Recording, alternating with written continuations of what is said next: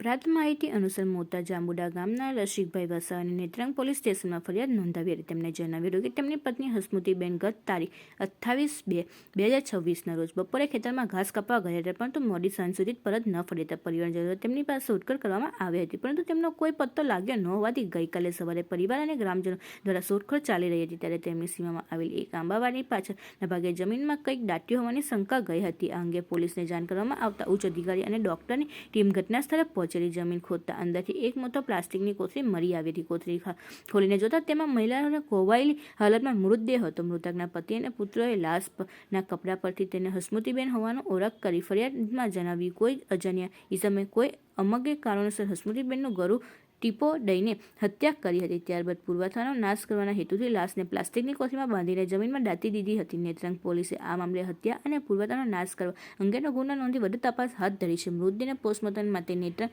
સરકારી દવાખાને ખસેડવામાં આવ્યો છે. પોલીસે આ ગુના પાછળ કારણો અને આરોપીની શોધમાં વિવિધ દિશામાં તપાસ શરૂ કરી છે.